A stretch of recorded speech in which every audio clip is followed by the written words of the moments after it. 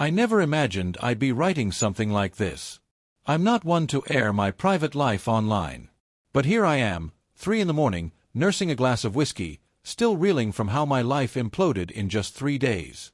You internet strangers are getting a front row seat to this shit show, and I need to get it out. My name is James, I'm 34, and I built my construction company from the ground up after dropping out of community college. I started with just a beat-up truck and myself. Now, I've got 5 teams working on projects across the county. It's not flashy, but it pays the bills. My wife of 7 years, Alexandra, is 32.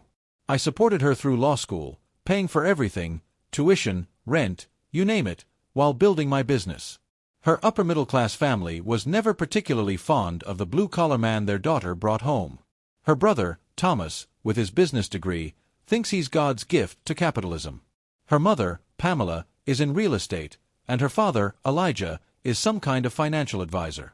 I always knew they thought she could do better. There were constant digs about my little business, or questions about when I'd go back to school. But I believed Alexandra always had my back. Last Saturday, Alexandra insisted on hosting their annual spring dinner to show off our house. That morning, I helped cook, pressure wash the deck, and prep the yard. Everything had to be perfect for her family. I'd been up since 6, preparing the smoker for a brisket I'd spent all week dry aging. Alexandra was more on edge than usual, snapping at me over little things. I chalked it up to typical family dinner stress. Around 4, everyone arrived, her parents, her brother Thomas and his wife, and her younger sister Magnolia, who's in grad school. Alexandra's mother immediately started critiquing the furniture arrangement, while her dad grilled me about the business, his tone suggesting he was just waiting for me to admit failure. By 6, we were ready to eat. I'd set the dining table with our good plates, the wedding presents we hardly ever used. We needed 2 more chairs from the garage. As I headed out the side entrance, I heard voices from around the corner of the house. It was strange to see Alexandra, who'd supposedly quit smoking 3 years ago, sharing a cigarette with Thomas by the azaleas. Just as I was about to call out, I heard my name. I froze. Thomas was saying their father was right, and he still couldn't believe she married this man. He insisted she needed to divorce me before she had children and got permanently stuck.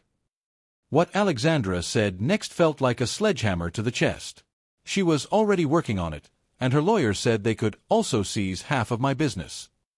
I stood there, utterly paralyzed, as they chuckled about how I had no idea what was coming. They kept talking about how she'd wasted her best years with me playing construction, and how someone named Dominic was a much better fit. Have you ever had your reality shatter in an instant? For 7 years, I'd worked extra jobs to pay off her student loans, canceled holidays so she could afford law texts, and stayed up late studying for her exams. But in the stark light of what I'd just heard, everything looked completely different. Yet, I didn't shout or confront them. A chill ran through me. I took 3 deep breaths, backed away silently, grabbed 2 folding chairs from the garage, and put on the most fake smile I'd ever managed. As I walked back inside, I caught my reflection in the hallway mirror. On the outside, I looked completely normal. Inside, a nuclear wasteland. The rest of that dinner was surreal. I poured wine, carved the brisket, and smiled at her dad's terrible jokes, all while watching my wife, this stranger across the table, act as if nothing was wrong. I scrutinized her face, trying to find the woman I married. Had that barely disguised disdain always been there, or was I only just noticing it? I nearly broke when her mother praised my cooking and asked for my secret recipe. After 7 years of family dinners, she thinks I might know something? My thoughts screamed as I mechanically described the dry aging process. Magnolia, her sister, gave me a strange look, as if she was trying to piece something together. She'd always been the lone good person in that family. I wondered if she knew. After dinner, Thomas raised a toast to family and future changes, looking directly at Alexandra with a smug little smirk. As I clinked glasses and drank, I imagined the satisfaction of shattering that crystal stemware across his face. Around 11, they finally left. Alexandra began tidying up, humming to herself. Humming, as if she hadn't just obliterated our entire existence. I told her to get some sleep and that I'd do the dishes. "You're such a good husband," she said, kissing my cheek. I almost vomited from the sheer audacity. After she went to bed, I checked her laptop. Password protected, new for her. But I knew she often used the same pattern across accounts. My third attempt worked. She'd been emailing her lawyer for 3 months. The plan was to file after she secured a partnership at her firm, use my money to solidify her status, and then divorce me once it was locked in. There were spreadsheets detailing our accounts, my company's assets, and even a fucking divorce timeline. And there it was, a transfer log showing she'd been moving small amounts to a different account for months, just below the notification threshold. Clever. Lawyers are clever. I looked at our joint savings, $20,000 missing. Funds I'd been saving for business expansion. Our future. Then I found the texts with someone saved as D. Dominic wasn't just a better fit, it seemed. He was already test driving my replacement. The texts were 6 months old. 6 months, for crying out loud. I didn't sleep that night, or the next. On Monday, for the first time in 3 years, I called in sick to work. Alexandra was at the office when I met with a divorce lawyer. A friend recommended Mike, and I told him everything, showing him the screenshots I'd taken. Mike was blunt. In our state, she could potentially get half the value of my business because it grew significantly during our marriage. Even though she never lifted a finger to help. Even though I put her through school and built it from nothing. When he quoted the potential settlement sum, I nearly passed out. Everything I'd built. Everything I'd sacrificed for. Halved and handed to the woman who was planning to surprise me. So what? I remember asking Mike, do I just roll over and take it? He started talking about limiting damages and reaching an amicable settlement, but I was already gone. In my mind, something fundamental had shifted within me. That evening, Alexandra asked if I was okay. She brought home soup. Showed concern. I played along. Said I was just tired. Probably coming down with something. She told me to see a doctor. Oscar-winning performance.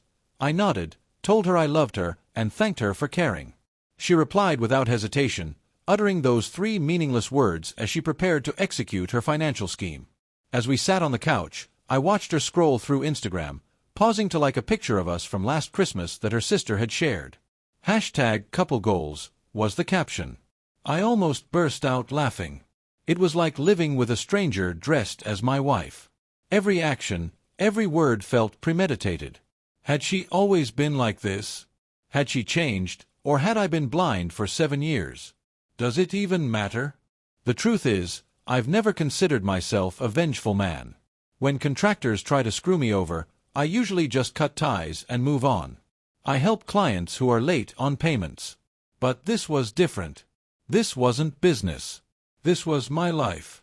As I lay awake that second night, watching her sleep soundly beside me, likely dreaming of spending my money with Dominic, something hardened inside me.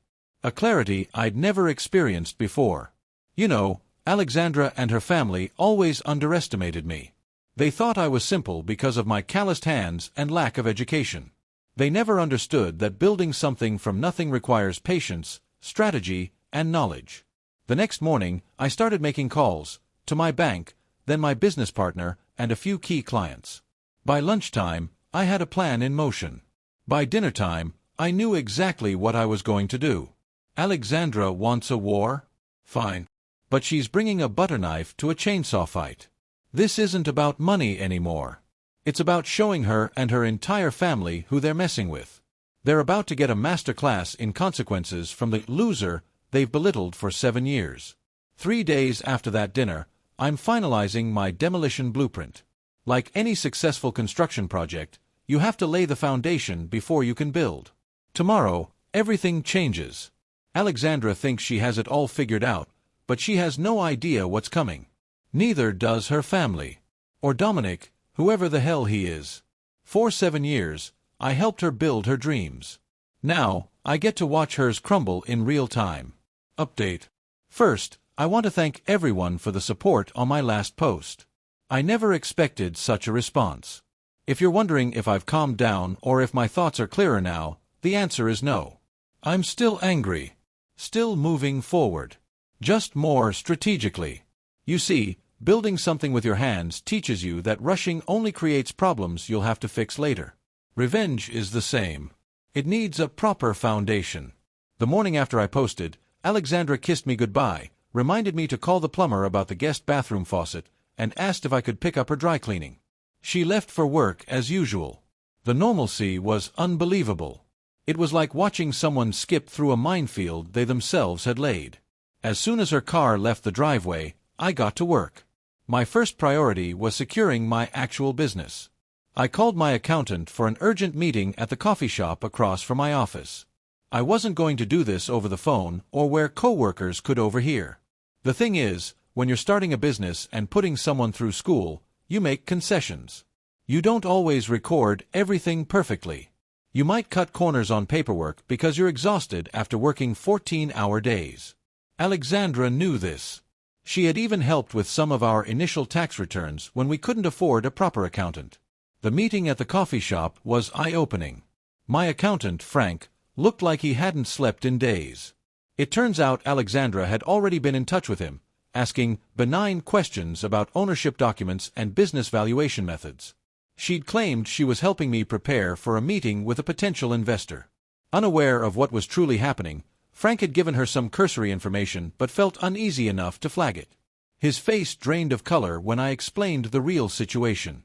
"I have something to show you, James," he said, pulling out his tablet. He brought up a stack of papers detailing my business dealings over the past 3 years. These ones that are highlighted don't add up. It turned out Alexandra was involved in more than just divorce preparations. She'd been fabricating a paper trail to make it look like I was mismanaging company funds. Minor date inconsistencies, oddly timed sums transferred between accounts, inconsistently numbered invoices. Nothing illegal. She was too smart for that. But enough to make divorce proceedings look messy. Enough to warrant a forensic accountant, which would cost me thousands and find nothing amiss, but would drag the process on for months. Frank and I spent 3 hours meticulously documenting everything, ensuring every transaction was legitimate. We paid off equipment loans early, expedited supplier payments, and documented Alexandra's complete disengagement from the company's operations. While we were working, Alexandra's sister, Magnolia, texted me. This wasn't normal. We were always friendly, but rarely texted directly. She wanted to know if we could get coffee soon. Claimed she had something important to discuss. I asked why, and she agreed to Saturday morning. Next stop, the bank. Something Alexandra's brother had said at that dinner had been nagging at me. Their parents will help her when the time comes. And in construction, intuition often saves your ass. I spoke to our financial advisor at the bank. My suspicions were confirmed. 2 weeks ago, Alexandra applied for a home equity line of credit against our house. The house is largely in my name because I used my pre-marriage savings for the down payment. The value of the house, which I renovated myself, had increased by almost $100,000. The file was moving through the system, but I was still listed as a required signatory. In another week, she would have had access to roughly $200,000 in cash, which I would have been partially liable to repay. I told the advisor I didn't authorize this, and he sounded uneasy. I was able to withdraw the application after presenting my ID and marriage license. I then transferred half of our combined savings to my personal account. It was exactly what I had put in. Is that petty? Perhaps. But it's far less than what she intended to take. I'm not proud of what I did when I got home. But desperate times and all that. I placed small recording devices in our bedroom and living room. It's completely legal in our state since it's also my home, but it's unethical. I also pointed a camera towards her workstation in our home office. Then, as if nothing were amiss, I took the dog for a stroll around the neighborhood. I waved to the neighbors. Tossed the Jenkins kid a ball. Picked up some dog poop with a small plastic bag while idly plotting the total breakdown of my marriage. Just a typical Tuesday. That evening at dinner, Alexandra seemed preoccupied, checking her phone non-stop. She gave me evasive answers when I asked about her day. Then her phone buzzed again, and I saw the name on the screen, Dominic. Who's Dominic? I inquired casually, reaching for more pasta. Her fork hesitated for a moment before reaching her mouth. Oh, he's a new client at the firm. A case with a tight deadline, she said, then placed her phone face down on the table. That tiny hesitation told me everything. 7 years with a partner. You see these things. If he's texting you during supper, it must be important. Still, playing the relaxed husband, I said. She smiled tightly at me. You know how it is. Not everyone respects boundaries. The irony almost made me choke on my garlic bread. After dinner, she said she had some work to do and disappeared into the home office. After cleaning the kitchen and making enough noise to appear occupied, I quietly walked to the hallway near the office door, which she'd left slightly ajar. I heard her voice, low and intimate. Not her client voice. Not her family voice. Her bedroom voice. You can't call any time, she whispered. He doesn't suspect anything. Just be patient. Yes, I miss you too. I still felt something for her, but every word was another nail in the coffin. I was on the verge of losing the anger I had been suppressing. I wanted to storm through that door, confront her, and end this charade immediately. But it would have ruined everything.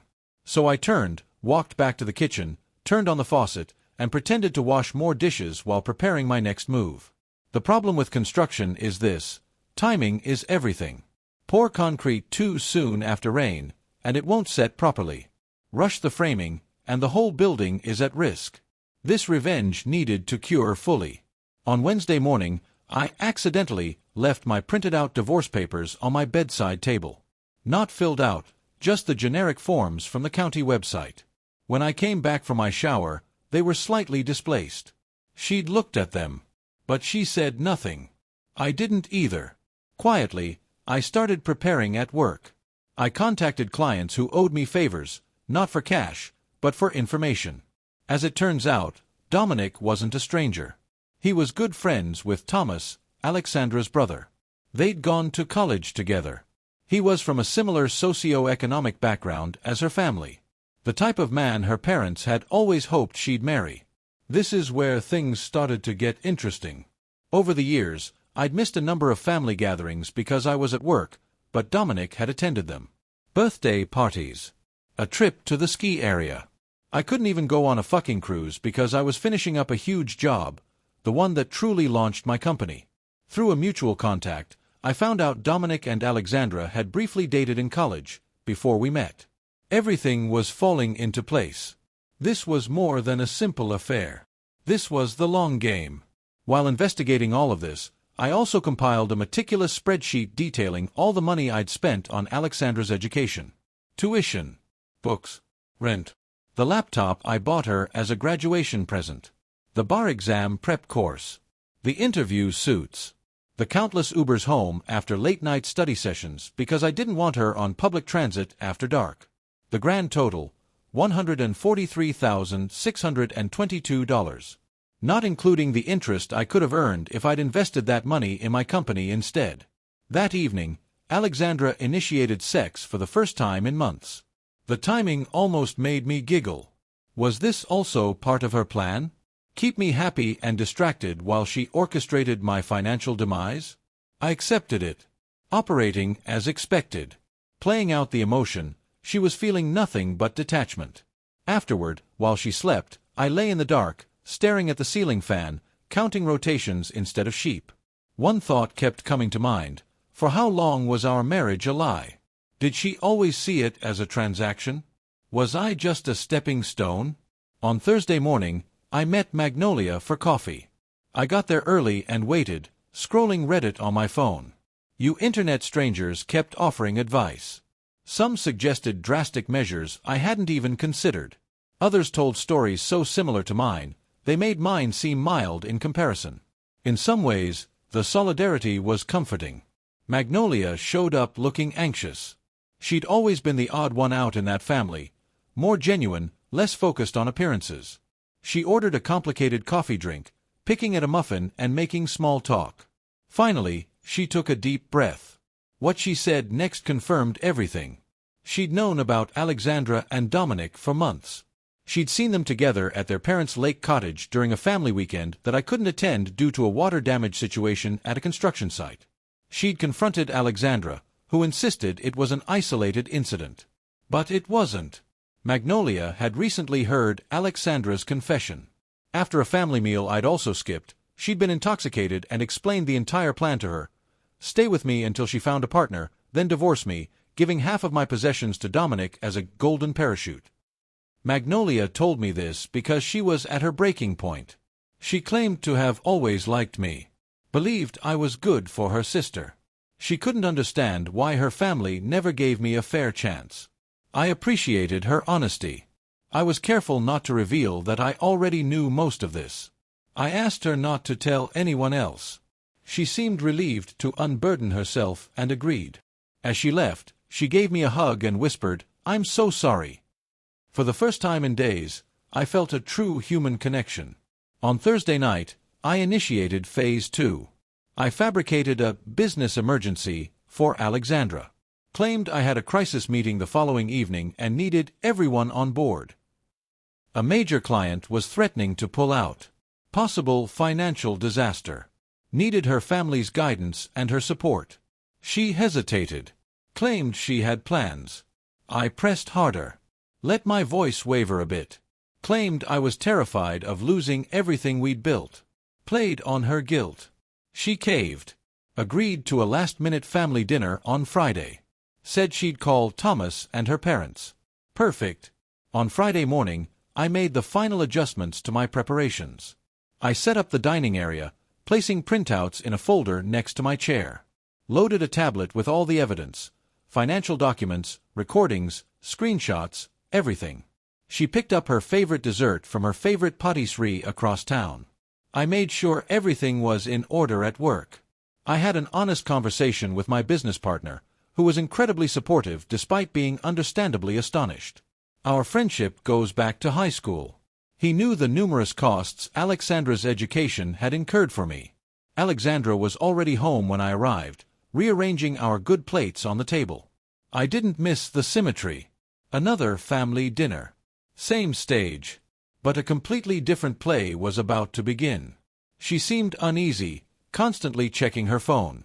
When I asked if everyone was confirmed for dinner, she gave me a preoccupied nod. Said her folks were bringing wine. Thomas and his wife would be there too.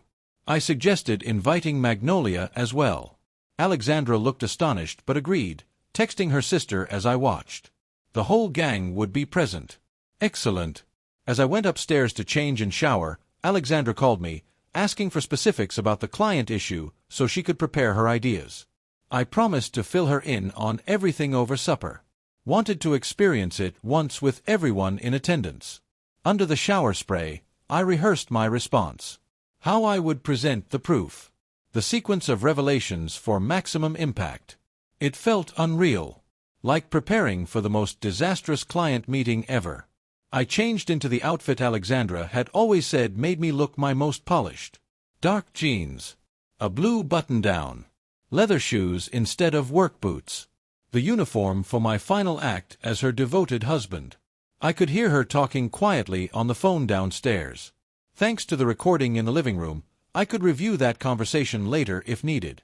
But I already knew who she was talking to. Her words were already familiar to me. Give her one last chance to believe she was in control. Allow her to tell Dominic that everything was proceeding as planned. Let her think she was the smartest person in the room for these last few hours. The doorbell rang. Alexandra abruptly hung up the phone. Her parents were the first to arrive. Her father, as promised, brought a pricey bottle of wine. He shook my hand with the same patronizing grip. Already inquiring about this commercial emergency, with scarcely disguised joy in his voice. Next came Thomas and his spouse. Then Magnolia, who couldn't quite meet my eye. The whole gang was present. Every player in the game. As we made our way to the dining room, Alexandra touched my arm and asked if I was okay. For a moment, the worry in her voice sounded so real, I almost questioned everything. I almost wondered if I had fabricated a complex conspiracy theory based on miscommunications and coincidences. Then her phone buzzed in her pocket.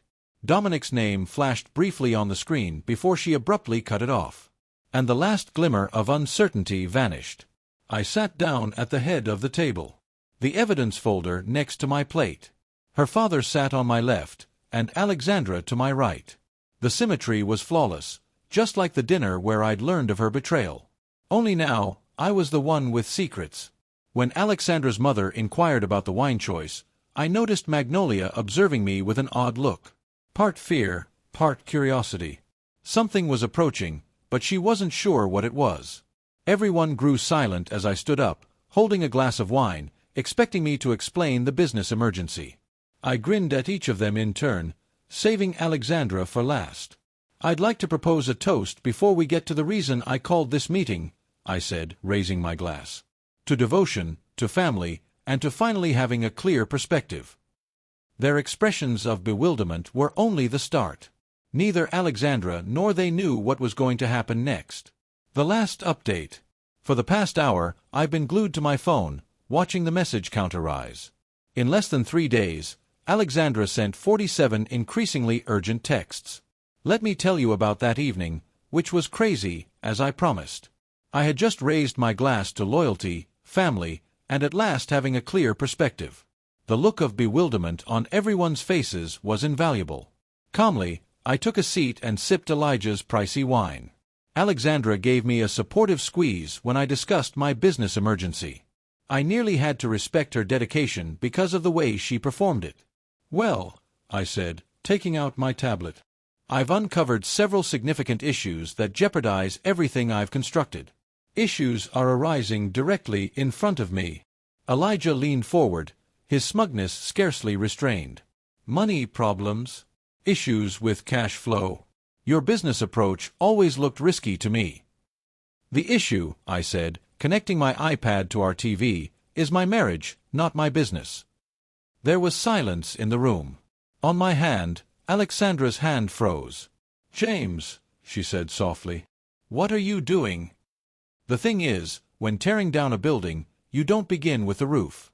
You start by undermining the basis."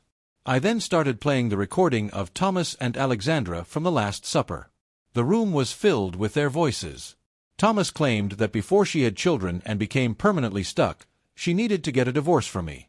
In response, Alexandra stated that she was already working on it and that her lawyer had suggested that they could also seize half of my company.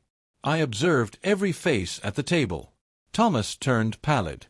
Alexandra's mother covered her mouth. Elijah tightened his jaw. Magnolia closed her eyes as if she were witnessing an impending automobile crash. Alexandra was immobilized and just sat there. Her well-thought-out plan fell apart. I then displayed screen grabs of her conversations with Dominic.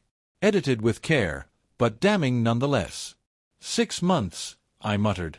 "You've been seeing him for 6 months, and I've been putting in 60-hour work weeks." I looked at her parents. "Were you aware of her infidelity? Or simply that she intended to get a divorce from me?" Elijah attempted to cut him off. I wasn't finished, though. To access my spreadsheet, I swiped. All of the money I had spent on Alexandra's education, $143,622. "This is what I invested in our future," I said, while starting my company from scratch. Next screen, documentation of the cancelled home equity application and her secret bank account. She intended to express her gratitude to me in this way. The quiet was overwhelming. Then, nearly at the same time, 3 things occurred. Elijah knocked his chair back and got to his feet. "This is absurd. We're heading out, Alexandra." Alexandra took hold of my arm. "I can explain, James, please." Additionally, coward Thomas attempted to remove messages from beneath the table. I gestured to him. "You're getting rid of those messages?" "I have them already. Every time you assisted her in organizing this." After he froze, Thomas turned to face his wife, who was staring at him with a startled gaze.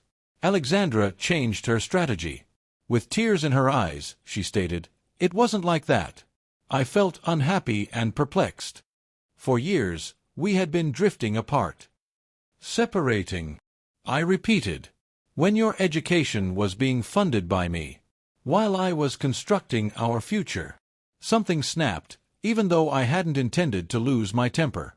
I lowered my voice and whispered, 7 years. I had faith in us for 7 years.